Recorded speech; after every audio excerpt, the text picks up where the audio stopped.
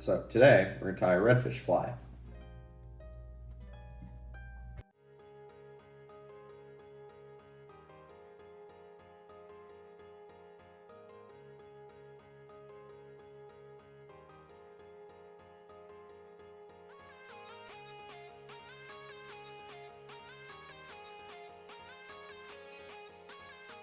As you can see, I've already tied on the dumbbell eyes, and we have some black and purple ciliary legs. If you're not tying ciliary legs, get it together. They're important. So I have some black and purple craft fur here.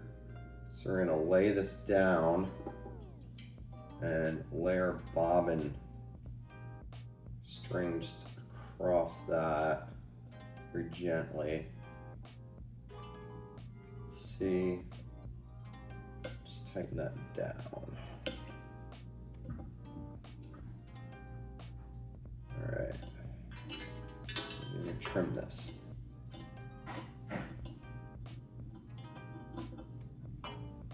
This is obviously gonna be a smaller fly. Looks big now, but we are gonna eventually trim this down. So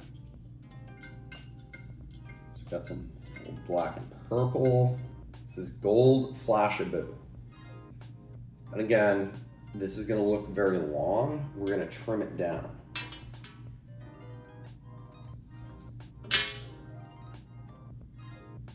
Just like the way we laid in that black and purple craft fur. Full. This tends to lay down on itself. It's not very rigid. Just gently lay your bobbin string just on it like that. Careful not to get it wrapped up. Boom, just like that. So you've got it going through the back like that. And on the front, we'll trim that down. Perfect. And this is more for a reactionary type strike thing.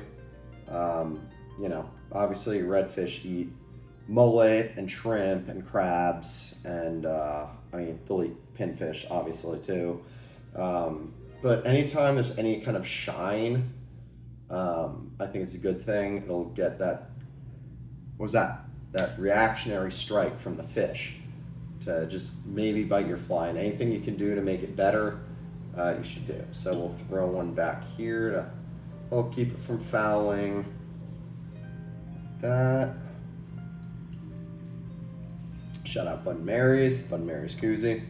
So we're gonna add a little bit more craft fur to this. You're gonna take some of this off and just cut like a decent little piece. So, and we're gonna do the exact same thing. Pull out the shorts. We're gonna lay this down nicely. Just gently lay that string on top and tie that in. Boom. So now we got this going on, one behind. And what we're gonna do is we're gonna trim all of this here. Boom. Now is where we're gonna transform this from just an amalgamation of material into an actual fly. We're gonna build the body out, and we're gonna do that using this foxy brush. So this is mostly black, it's got some red in it. This is black and purple. So you want to, so both ends look very similar. It's got this wire. You want to pull the wire back, hoping you guys can see this.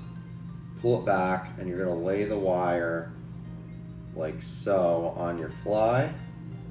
And just like we did before, tie it in. Just lay your bobbin over top, get the line on it so that's affixed to the hook.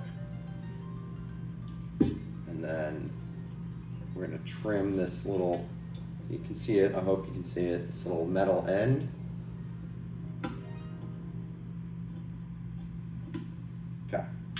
now what we're gonna do, move our thread down to the front. We're gonna start just layering this in to build out the body. And every so often you just kind of pull it back and kind of clear some space like so.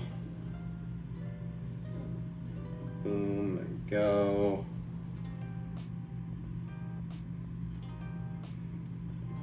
That. Keep pulling it back, and you have a pair of tweezers. Just pull it out, because we're going to trim this down like we did with everything else. And you're going to kind of pull this tight and take your bobbin and lay it over behind your eyes to sort of cut this off. Move back to the front. Trim this. Boom. On the front, on the back, so it's affixed. Boom. So again, we're gonna have to do some trimming on this. But that's the gist of a redfish fly. Sort of just trim all these crazy wild ends. It may not look like I'm doing much from your end on the camera, but I am cutting back lots of these long untamed fibers. Because again, in the water, it's going to flatten out, as you can see when you pull it back. And so this is kind of a good guide. Like when you pull it back like that, you see these fibers here that need to be trimmed back. So just like that. And I am by no means a redfish expert. I've caught lots of redfish, but mostly on bait. My redfish on fly have been few and far between. They're very difficult, especially in Tampa Bay. And you know, this is just something based on what I've seen, I think works. You know, it's less about the arrow, more about the Indian, so to speak. Can't